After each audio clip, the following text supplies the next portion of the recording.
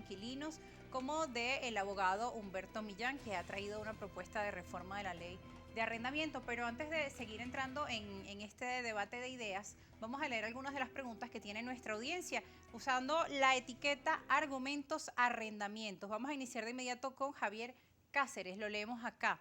Dice, las leyes no protegen la propiedad privada y no son justas porque favorecen al inquilino del derecho del propietario a disponer como quiera de su inmueble. Eso le dicen a Javier Cáceres, diputado. Claro, bueno, fíjate, el tema de la propiedad privada es un temazo. Por ahí yo estoy leyendo ahorita algo sobre el tema del derecho a la propiedad, ¿no? Y particularmente los que usan este argumento niegan de propiedad a la gente que no tiene el derecho a la vivienda. La ley no niega el derecho a la propiedad privada, pero fíjate, si tú estás dando un bien inmueble en arrendamiento de vivienda, que es distinto a comercio, es decir, no es algo donde la persona que está arrendataria va a generar un lucro sobre eso, tiene que tener un interés social, por eso tiene que estar regulado. Y eso porque entonces siempre empieza con el tema de que eso es en Venezuela por la revolución bolivariana. Las regulaciones sobre el arrendamiento de vivienda existen a nivel mundial. En Alemania el 54% en Alemania de las personas que habitan a través del arrendamiento y están regulados. Los cánones de arrendamiento están regulados por el Estado en Alemania. El tema de los desalojos está regulado y de hecho también existe un arrendamiento social, es decir, el Estado también se autorregula con respecto a esa vivienda. Es tan así que en septiembre del año pasado hubo un referéndum en la ciudad de Berlín donde ganaron los inquilinos en gran mayoría, aproximadamente el 60%, pidiendo la expropiación de los grandes tenedores, ¿no? Entonces es falso de que es aquí en Venezuela que no se respeta la propiedad privada, porque hasta en Estados Unidos hay estudios y hay regulación en el estado de California, en otros estados también, en Colombia, donde está regulado el tema del alquiler. No significa que eso irrespete la propiedad privada. Y aparte, está también el derecho a la vivienda, que es un derecho humano. Sí. Que yo digo que está por encima. Uno puede vivir sin vivienda, pregunto yo, uno puede vivir sin propiedad privada. Yo creo que uno no puede vivir sin vivienda. Y la gran mayoría a nivel mundial vivimos sin la propiedad privada. O sea, La idea es buscar ese para la equilibrio. Es el reflexión. turno del doctor. El problema es el equilibrio. El problema es que Alemania tiene desde hace X cantidad de tiempo una economía con el 3%, máximo el 2% de inflación. Allá no están congelados los inmuebles, los cánones de arrendamiento, sino que está regulada la forma como se debe evaluar, hacer el avalúo del inmueble. Aquí tampoco están congelados. Pero aquí la tabla para evaluar un inmueble para los cánones, para la regulación, por ejemplo, no determina la ubicación del inmueble. Un inmueble que esté en Altamira, por decir, o que esté en Las Mercedes, cuesta lo mismo que lo que pudiera costar en Antímano, y sin menospreciar La tabla no te garantiza pero no eso. garantiza que una persona, un inmueble que tiene un inmueble en una zona totalmente distinta, con otros accesos, con diferentes accesos, entonces el mercado ha venido regulándolo solo, sin necesidad de que la superintendencia lo regule. Tú hoy en día consigues un inmueble en Los Naranjos en $250 y consigues un inmueble en Los Palos Grandes en $500. Se ha regulado, se ha autorregulado, sí, porque ha llegado a ese punto. El problema es que muchas personas no quieren acceder a alquilar su inmueble y eso es producto de esa ley. Vamos ahora con otra pregunta. El tiempo aquí corre muy rápido, así que les voy a dar a cada uno un minuto para responder las preguntas para dar equilibrio y nos dé tiempo de responder estas interrogantes. Valentina, desde la cuenta @acuarela01, dice, en la urbanización donde vivo había una casa que tenía sus dueños, pero siempre permaneció sola por más de 8 años. Una familia la invadió y aparecieron parientes de los dueños a sacar a los invasores. ¿Cuáles son sus opiniones respecto a ello? Iniciamos con el diputado, tiene un minuto. Bueno, primero que todo que hay una problemática, lo hablamos al principio con el tema de las viviendas que están desocupadas, ¿no? Es algo que el Estado también tiene que resolver. De alguna forma, por ejemplo, se pueden generar propuestas legislativas con respecto a la posibilidad de que la gente ponga en alquiler las viviendas.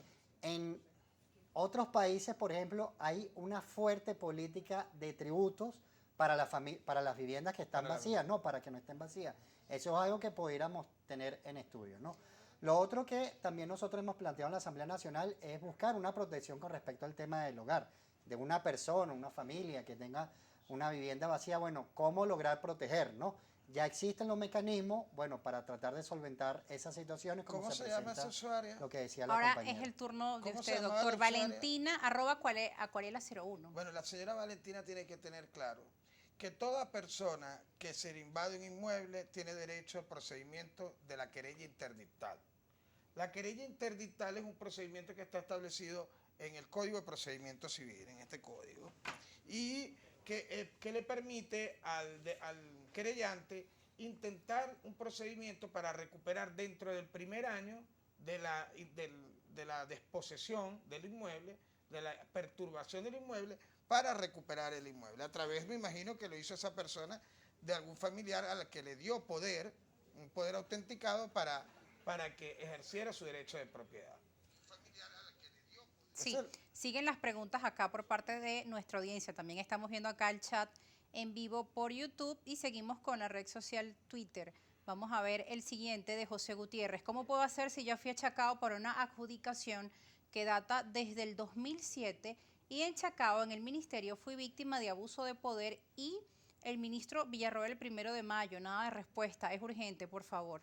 Bueno, nosotros nos ponemos a la orden en la Comisión de Administración y Servicios que se acerca al edificio Pajarito de la Asamblea Nacional en el piso 7 y bueno, recibiremos su denuncia, haremos la articulación pertinente. Cuando llegue el con piso 7, ¿por ministerio. quién pregunta? ¿Por usted? Sí, por nosotros, que nosotros tenemos una subcomisión de Sí. hábitat y vivienda en la Comisión Permanente de Administración y Servicios y le tomaremos su denuncia, pero bueno, la idea es que bueno, pueda tener una respuesta oportuna y principalmente la idea es que no encontremos una respuesta individual. Nosotros llamamos a la organización del pueblo de forma colectiva. Existen asambleas de vivienda venezolanos, existe el movimiento de inquilinas e inquilinos, existen los comités de tierras urbanas y creemos que esa es la forma de tener una respuesta colectiva con respecto a la situación de vivienda. Bien, hay una pregunta para el doctor Millán de Javier Cáceres. Las leyes no protegen la propiedad privada y no son justas porque favorecen al inquilino del derecho del propietario a disponer como quiera de su inmueble, dice En Javier. materia de vivienda,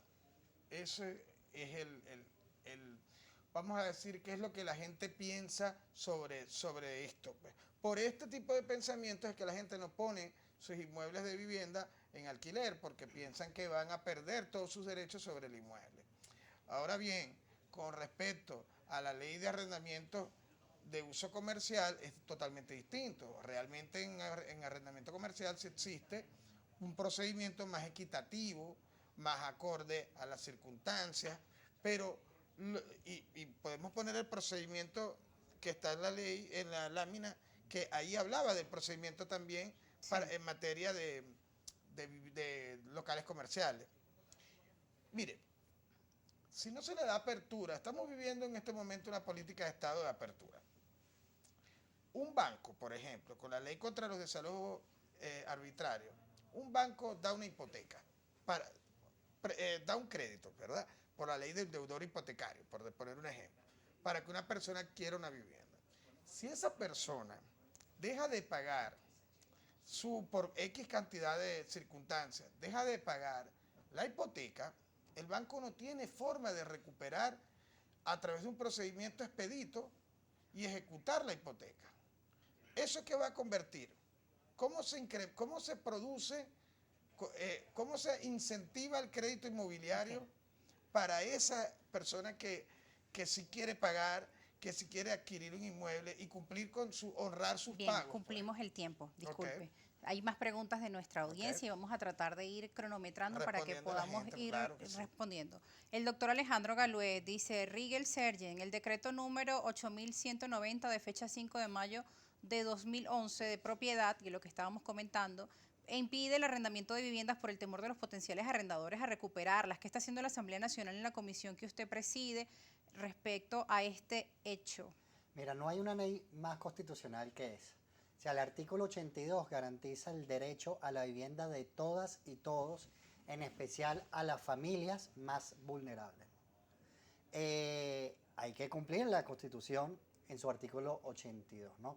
Y este decreto ley logra ese cumplimiento. Y de la misma forma hay distintas leyes o marcos internacionales que se han generado precisamente a través de la ONU, de ONU Habitat, del Pacto Internacional de los Derechos Económicos, Sociales y Culturales, por ejemplo, en la observación número 7 de la Asamblea en el año 1997 de este Pacto Internacional, plantean los mecanismos para poder desalojar una persona. Y efectivamente, este decreto ley plantea ese mecanismo que la ONU orienta a sus países miembros a aplicar y a ejecutar.